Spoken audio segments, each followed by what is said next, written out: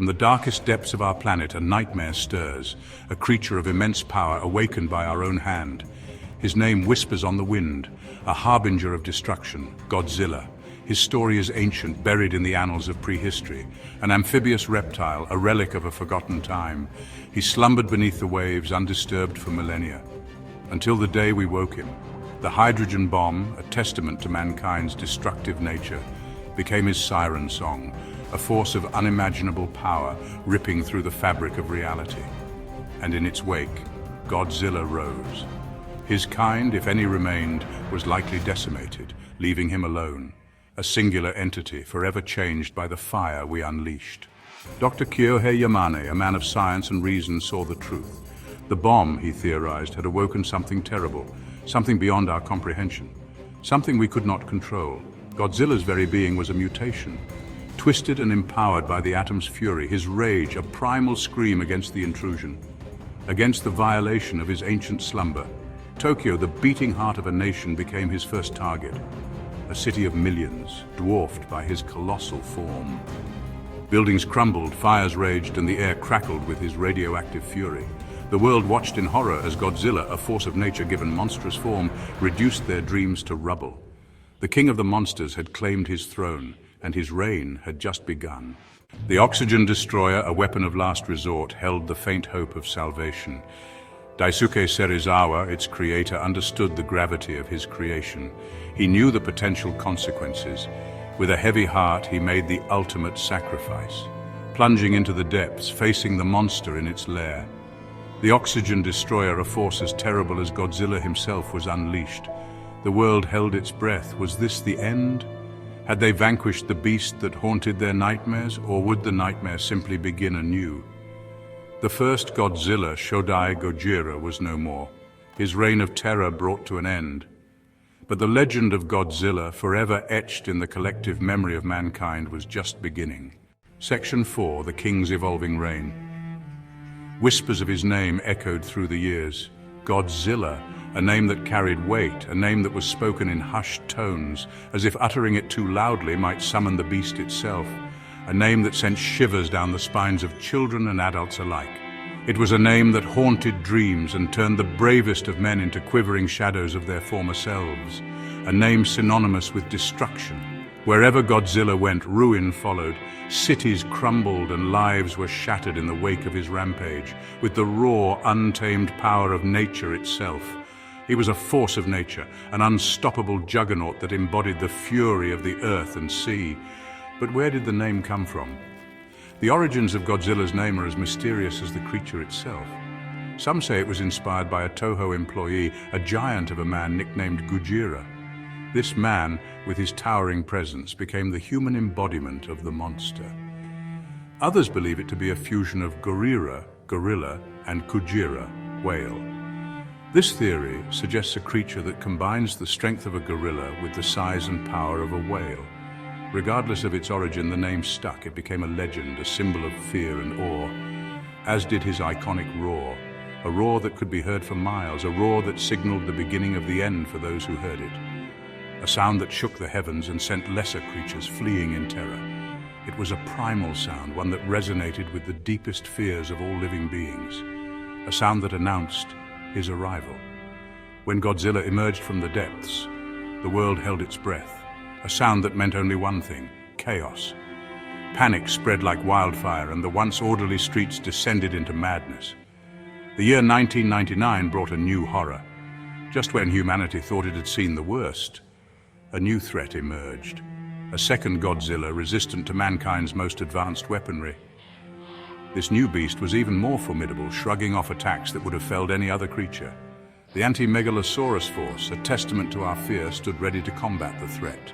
Armed to the teeth, they represented humanity's last hope against the unstoppable force of Godzilla. Section 5, a monster for the modern age, Gojira they called him, gorilla whale. A fitting name for a creature of such immense size and power. A creature that defied categorization, a creature that was both terrestrial and aquatic. Tomoyuki Tanaka, the visionary producer, had conceived of Godzilla while flying over the vast Pacific. Inspired by the immensity of the ocean, by the raw power of nature, he had given birth to a legend. The beast, From 20,000 Fathoms, a film that had chilled audiences to the bone, served as a key influence. A monster awakened by an atomic bomb, wreaking havoc upon an unsuspecting world. But Godzilla was different.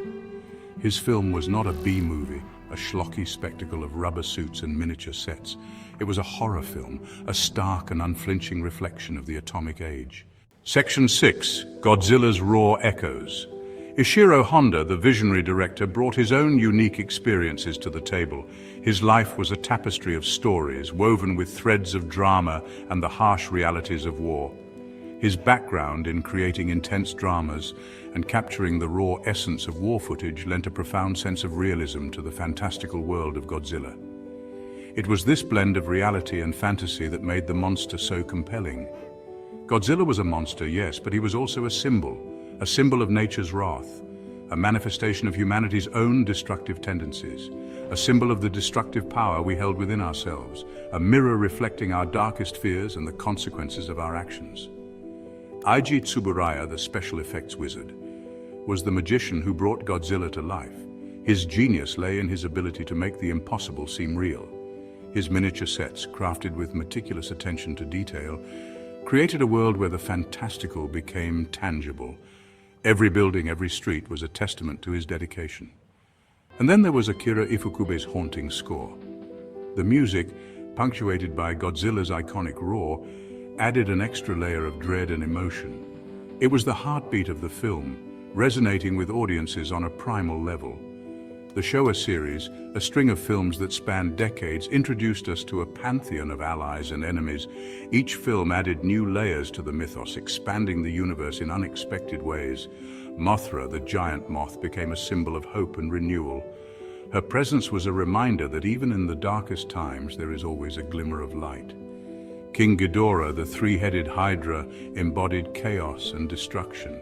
He was the ultimate adversary, a force of nature that challenged Godzilla's might. Over time, the films evolved, becoming more light-hearted and campy. The tone shifted, reflecting the changing tastes and sensibilities of the audience. Godzilla, once a terrifying force of nature, transformed into a protector, a defender of Earth against otherworldly threats. He became a hero, fighting to save humanity from destruction. But the underlying message remained the same. We are but ants in the face of such power. The films reminded us of our place in the universe and the fragile balance we must maintain with the forces of nature. Section 7. A Shadow Rises. Godzilla. A name that has echoed through the decades. A name that has become synonymous with destruction and awe. He is a symbol of our deepest fears and our enduring fascination with the unknown. A creature that embodies the mysteries of the deep and the terror of the unknown. Godzilla is a reminder of the fragility of our existence, of how easily our world can be shattered. He represents the awesome power of the natural world, a force that is both beautiful and terrifying. His atomic breath, a stream of pure energy, is a testament to his nuclear origins, a reminder of the destructive power that lies within. Born from the fires of nuclear devastation, Godzilla is a living, breathing symbol of the dangers of nuclear power.